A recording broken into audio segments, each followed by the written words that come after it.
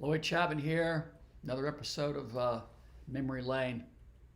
So, I uncovered the fact that the Small Business Administration was counting contracts to Fortune 500 firms and their subsidiaries as small business contracts. I found hundreds of the largest businesses in the world on their uh, database of small business called ProNet, and I gave the information to the Government Accountability Office, launched a congressional investigation. They found 5,300 and something large businesses getting small business contracts. There was a congressional hearing. I testified. A huge room, standing room only. The Associated Press wrote a story about it, ran in newspapers all across the country, and I thought, all right, good, that's over. Yeah, well, I was wrong. Uh, that was 18 years ago. Um, and I was the sales manager for a little computer company, and I went to a conference in Atlanta. By the way, this story is one of the reasons why I've continued to do this all the years, despite the horrific toll it's taken on my health and my personal life. It's ruined what, two marriages, something like that. Anyway, so so I'm at this computer conference in Atlanta, and it was for people who sold to the government and the educational system, right? I forget what they called that. There was a name for it. The GovEd Alliance. That's what it was. Yeah. So people in the industry had heard about this, and you knew about what I was doing. And there was a break. And when there was a break, people come and want to talk to me about it, right? So there was a couple, probably like in about 40, early 40s, late 30s, that wanted to talk to me.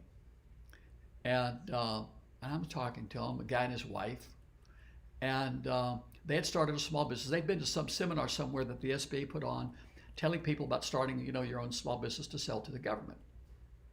And so they had quit their jobs. They had cashed in their 401ks.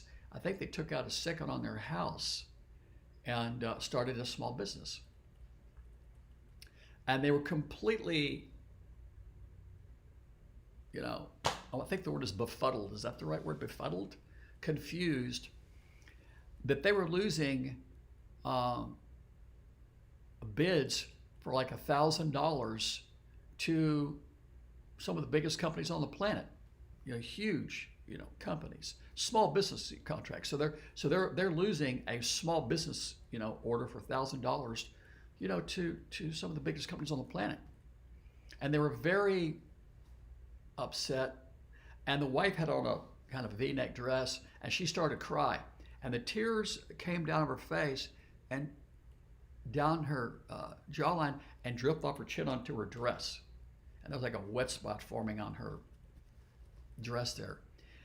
And the husband put his arm around her, leaned to console her, and he started crying. So I'm standing there, out in the hallway at a computer conference in Atlanta, probably like 2002, 2003. And this couple is crying.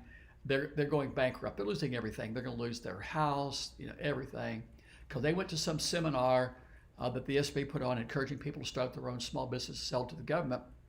But they didn't tell them, oh yeah, by the way, on those small business contracts, you'll be competing with the biggest companies on the planet for those $1,000 orders. They didn't tell them that, right?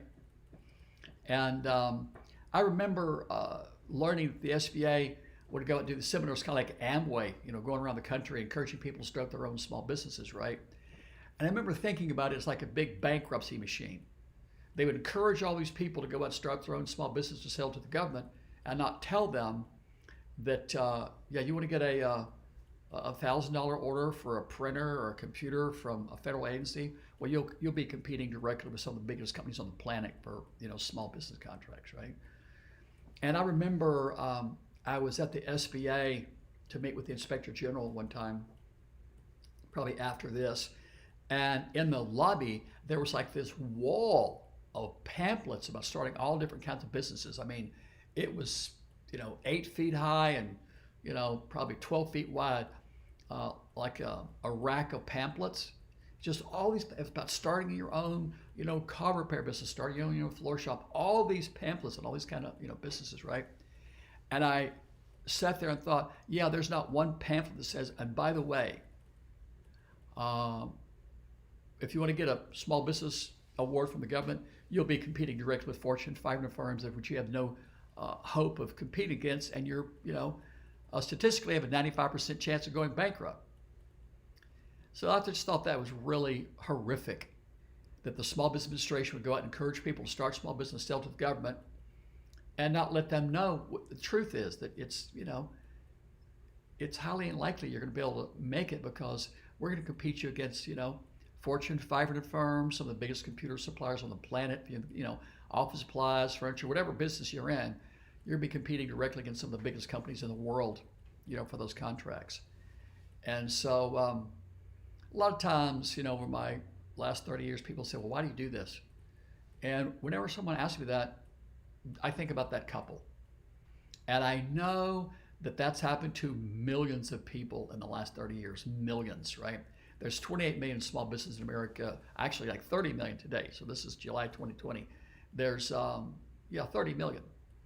And I know that every year, thousands of people start small businesses to, sell to the government as a small business or a, woman-owned, minority-owned, veteran-owned, service-disabled veteran, HUBZone, whatever, and they don't have a clue that it's a scam. A guy's last name was McClintock. This was probably,